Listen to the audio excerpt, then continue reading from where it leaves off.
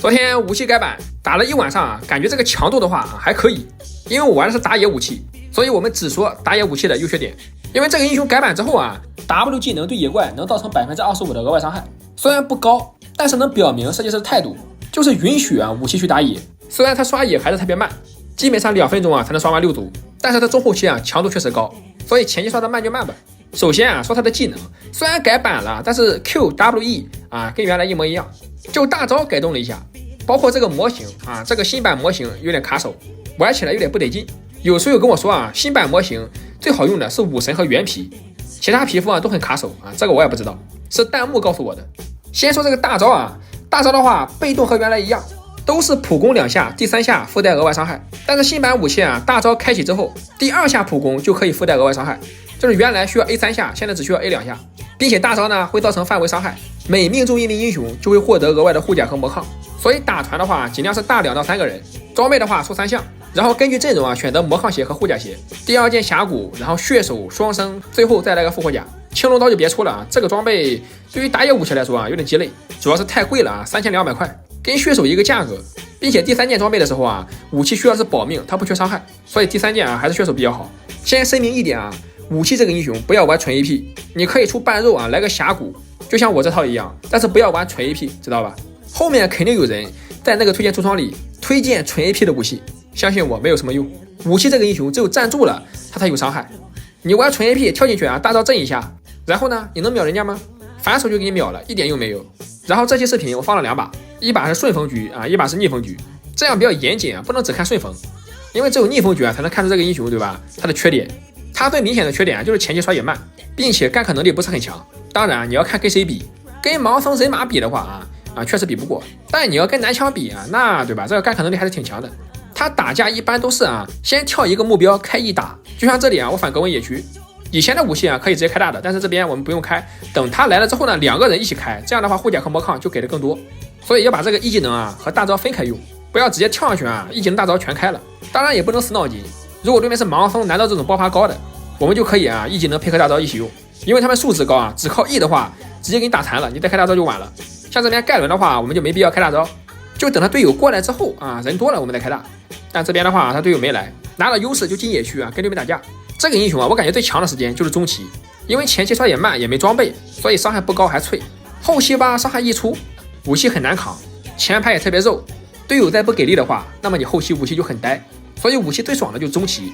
3项峡谷的时候，能扛能打，不管是前排还是后排他都打得动，并且他们打不动你。所以2件套和3件套的时候多找机会跟对面打架。当然打的时候一定要发信号，你别一个人进去打好几个，知道吧？像这边我们进野区对吧，大招开启之后呢伤害非常高，只需要 A 2下就能触发大招的被动，闪上来补上一棍子然后再跳出来。新版武器的强度虽然说不是 T0， 但是你只要有熟练度的话算个 T1， 只要前期别炸得太厉害，中期就有机会把局势扳回来。然后就是大招的使用，前期捡残血的时候可以用大招补伤害，打团的话就尽量谨慎一点。像这一波我第一时间没有开，因为这个吸血鬼和这个乌鸦是肯定不跟我打的，后面盖伦一出来他肯定是要打的，这个时候呢再开大招跟他干。因为对面会玩的话，比如说玩盲僧，他肯定会踢过来把你大招骗出来然后再拉走。武器没有大招就跟龙女一样，伤害又低还脆，所以大招的释放时机一定要看准。像这里我们先打盖伦不开大，等我们进人群之后呢再点大招，命中3个双抗直接拉满，然后就在人群里面有啥点啥 A 就行了。然后来了第2把，非常的逆风。为什么这么逆风呢？很简单，遇到情侣了。辅助的话大家都知道至于老公是谁你们猜一猜，我敢相信你们绝对猜不到。然后这把的话对面中野强越中单，因为我刷野太慢了，所以我每波都来晚，这就是刷野慢的难处。然后这个时候下路呢已经被越了，我们正好赶到先跳进来，大招直接交，把上面拉直接秒了。前期的时候差点伤害，可以直接大招补伤害。然后这里我们动龙杰斯直接轰了一炮，然后冲进来，我们先打杰斯，交一技能控一下 A 阶惩戒收掉，再回来处理这个皎月。但这边的话下路已经全被切了，我们跳过来一个 A 阶 W 收掉，然后对面双人组复活了卡牌在，但是卡牌被开了，我们只能先开一技能对吧？大招好了开大招加点双抗，然后直接打在3米拉。这一波你也能看出来武器的这个强度还是可以的，就是比较难逆天改命，因为它的机动性确实不咋地，导致它逆风诀找机会的话可能会被对面秒。像这里我们继续打龙，对面的人在拿先锋，但是我的队友呢却不过来，等他们过来人家先锋拿完了，这个时候再打就晚了。信号我是提前发的，但是没有人理，虽然西蛮武器很强啊，但是对吧？这个游戏拿资源，队友不来的话，哪个打野都玩不了。至于伏魔呀，最好的选择还是征服者，致命节奏理论上很强，但是啊，等你叠满，差不多也死了。征服者加攻击力啊，叠起来也比较快，还能吸血啊，帮武器增加坦度。武器大招啊，这个双抗有攻击力加成，所以打野武器啊就带征服者。小符文的话，残暴和风暴聚集你看着来，因为武器前期伤害太低了啊，我就带了个残暴补伤害。第二个对面兽就带巨杀，不肉的话就带坚毅不倒。第三个小攻速，然后最后一个呢带过度生长。鞋子的附魔啊不着急，三项鞋子、峡谷、血手出来之后呢，再考虑附魔。至于连招的话也没那么讲究，虽然想的很好啊 ，AWA 3层征服者，但是武器这个模型啊太卡手了，很多时候啊你放不出来，你就直接 Q 上去啊 W 直接 A 就行了。有红 buff 的话可以 QAWA， 你没有红 buff 啊，你 Q 上去之后对面往后一拉，你就 A 不到了。像这边我们努力的带线啊，找机会去赢，但是我们家的仙女呢，人家还有心情打字，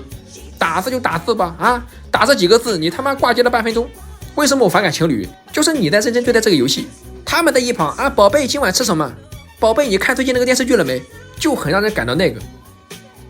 至于老公的话，你们猜到了没？肯定很多人啊以为是伦的妈，但是啊，老公是奥恩，还是被瑞文单杀3次的奥恩。本来打完这把就王者的，但是遇到情侣了，没办法。但是好在啊，后面几把没有情侣，连升上去了。这把逆风也给你们看了啊，新版武器强是强啊，但是对吧？遇到逆天还是没办法。